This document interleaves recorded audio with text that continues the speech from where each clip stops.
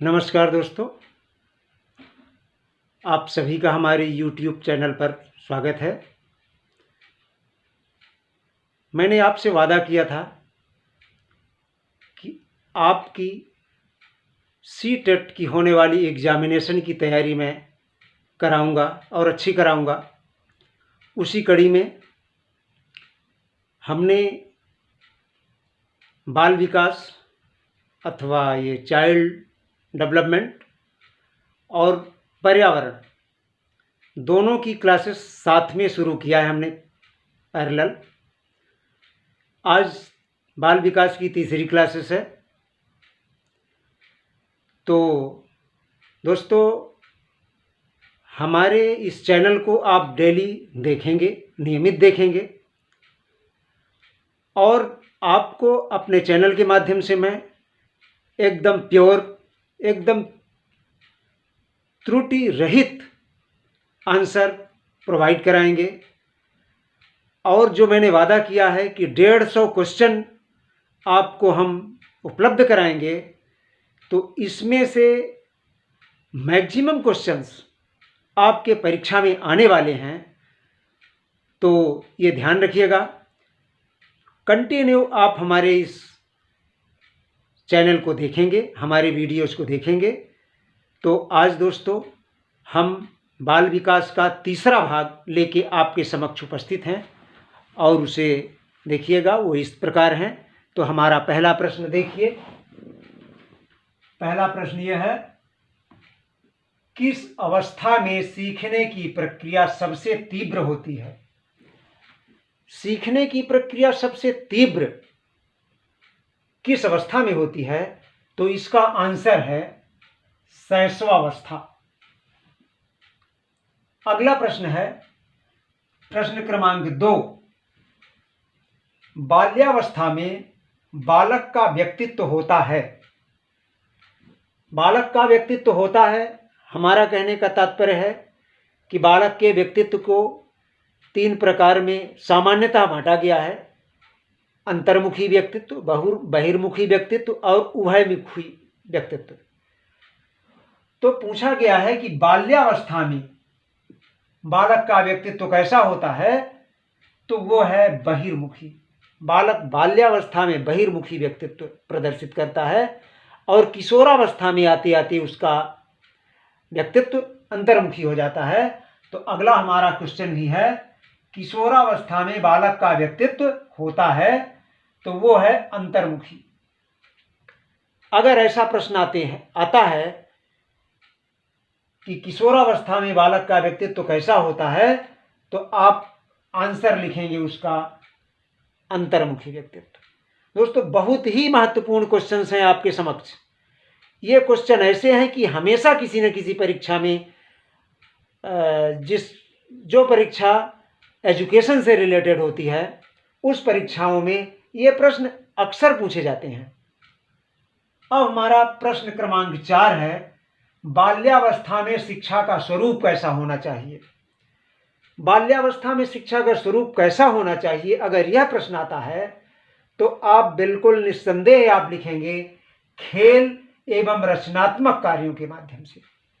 मैंने इसके पहले के वीडियो में आपको बताया भी था कि खेल में रुचि बच्चे की बाल्यावस्था में होती है। इस आशय से बाल्यावस्था में शिक्षा का स्वरूप खेल का माध्यम या कोई और रचनात्मक माध्यम हमें चुनना चाहिए। अब है प्रश्न क्रमांक 5 है, विकास के सिद्धांत। तो विकास के सिद्धांत पर हमें चर्चा कर लेना चाहिए, क्योंकि इससे संबंधित प्रश्न इस तरह से बना देते हैं कि निम्नलिखित में से विकास के सिद्धांत नहीं है, या ऐसा कह देते हैं कि निम्नलिखित में से कौन सा एक विकास के सिद्धांत के अंतर्गत आता है। इस तरह के प्रश्न को हम सही कर लें, इसके लिए हमें विकास के सभी सिद्धांतों को जान लेना आवश्यक है। तो पहला है वंशानुक्रम तथा पर्यावरण की अंतःक्रिया का सिद्धांत। अब वंशानुक्रम तथा पर्यावरण की अंतःक्रिया विकास में शामिल होती है। देखिए, कोई भी बालक जो जन्म लेता है तो वो उसमें बहुत सारे गुण वंशानुक्रम से आते हैं, अपने माँ बाप और पूर्वजों से आते हैं, और कुछ गुण बच्चा पर्यावरण में आकर के स्वयं अर्जित करता है। तो दोनों गुणों को वह अर्जित करता है, अपने पूर्वजों के गुण को और पर्यावरण के गुण को। इसलिए विकास का जो ये सिद्धांत है वो वंशानुक्रम तथा पर्यावरण की अंतःक्रिया का सिद्धांत कहा जाता है उसे। दूसरा है व्यक्तिगत भिन्नताओं का सिद्धांत। व्यक्तिगत भिन्नताओं का सिद्धांत, विकास जो है व्यक्तिगत भिन्नता पर, हर व्यक्ति का विकास, हर व्यक्ति, चूंकि दुनिया का कोई भी व्यक्ति समान नहीं है, हर व्यक्ति अलग अलग है और हर व्यक्ति का विकास अलग तरीके से होता है। अतः यह है व्यक्तिगत भिन्नता का सिद्धांत। तीसरा है सामान्य से विशिष्ट की ओर का सिद्धांत। सामान्य से विशिष्ट की ओर का सिद्धांत। अब सामान्य से विशिष्ट की ओर का सिद्धांत का तात्पर्य क्या है? सबसे पहले जो विकास होता है वो सामान्य विकास होता है। सामान्य जो चीजें हैं वो साथ में विकसित होती हैं। उसके बाद विशिष्ट गुणों का विकास होता है। जैसे कोई व्यक्ति, कोई बच्चा वैज्ञानिक यदि बनने की दिशा में विकसित हो रहा है तो सबसे पहले उसके सामान्य गुण विकसित होंगे, उसके बाद उसका वैज्ञानिक वाला विशिष्ट गुण विकसित होगा। अगर कोई बच्चा अगर खेल में विशिष्टता रखता है तो उसको उसका खेल में विशिष्टता का गुण जो होगा वो उसके सामान्य गुणों से बाद में विकसित होगा। चौथा है निरंतर विकास का सिद्धांत। निरंतर विकास का सिद्धांत हमने बताया था कि रास महोदय ने भी कहा है कि विकास एक निरंतर चलने वाली प्रक्रिया है, तो विकास हमेशा चलता ही है। तो यह है निरंतर विकास का सिद्धांत। पांचवा है विकास क्रम का सिद्धांत। विकास क्रम से होता है। विकास में एक निश्चित क्रम होता है, उल्टा सीधा नहीं होता है कि पहले पैर का विकास होगा फिर सिर का विकास होगा, या कि पहले सिर का विकास। एक निश्चित है। तो सबसे पहले जिसे मनुष्य गर्भावस्था में होता है व्यक्ति, शिशु, तो उसका सबसे पहले उसके सिर का विकास होता है, फिर उसके और शरीर का विकास होता है, फिर पैर का विकास होता है, फिर उंगलियों का विकास होता है। तो इसमें एक क्रम होता है विकास में, अतः इसे कहा जाता है कि विकास क्रम का सिद्धांत। प्रश्न क्रमांक 6 है परस्पर संबंध का सिद्धांत। विकास जो भी होता है, सभी विकास का एक आपस में संबंध होता है। विशिष्ट विकास का सामान्य विकास के कुछ न कुछ संबंध, सह संबंध होता है। अतः यह परस्पर संबंध का सिद्धांत है। निश्चित दिशा का सिद्धांत। तो विकास एक निश्चित दिशा में होता है, दिशाहीन नहीं होता है विकास। विकास एक निश्चित दिशा में होता है। 8वां परिमार्जन का सिद्धांत। विकास जो है परिमार्जन का गुण होता है। विकास में परिमार्जन का भी गुण पाया जाता है। अगर किसी भी दिशा में बच्चे का विकास हो रहा है और हम चाहें कि इसको परिमार्जित करके इसको दूसरी दिशा प्रदान कर दें तो वह भी किया जा सकता है। अर्थात यह सिद्धांत परिमार्जन का सिद्धांत कहलाता है। चक्राकार गति का सिद्धांत। कुछ विकास ऐसे होते हैं जो चक्रीय होते हैं, एक साइक्लिक होते हैं। पहले किसी एक निश्चित बिंदु पर है, फिर अगले बिंदु पर हम जाएंगे, फिर दूसरे बिंदु पर, तीसरे बिंदु पर, फिर चौथे बिंदु पर, फिर उसी बिंदु पर पुनः आते हैं। जैसे कि इसका कोई भी आप उदाहरण ले सकते हैं। जैसे एक पानी गिरता है, पानी बरसता है, पानी बरसने के बाद नदियों में आता है, नदियों का पानी सागर में जाता है, और फिर सागर का पानी वाष्प बन के पुनः बादल के रूप में परिवर्तित होता है और पुनः वो बादल बन करके पुनः वर्षा होती है। इसी प्रकार विकास जो होता है वो चक्राकार गति विकास में भी होती है। अब है एकीकरण का सिद्धांत। तो एकीकरण का सिद्धांत सभी जितने सिद्धांत हैं उनमें एक एकीकरण का गुण पाया जाता है, विकास में एकीकरण का गुण पाया जाता है। अब हम इतने 10 सिद्धांत हैं विकास के, इतने 10 सिद्धांतों को हम मेमोराइज कर लेते हैं और यदि हम अच्छे से सुने हैं तो निश्चित है कि यह एग्जाम के समय हमें याद आएंगे और हम सही कर सकते हैं। प्रश्न क्रमांक 6 है, पर्यावरण बाहरी वस्तु है जो हमें प्रभावित करता है। पर्यावरण बाहरी वस्तु है जो हमें प्रभावित करता है, यह कथन किसका है? तो यह कथन रास महोदय का है। अब प्रश्न क्रमांक 7 है, बच्चों में 100 शब्द भंडार, 100 शब्द भंडार किस आयु में हो जाता है?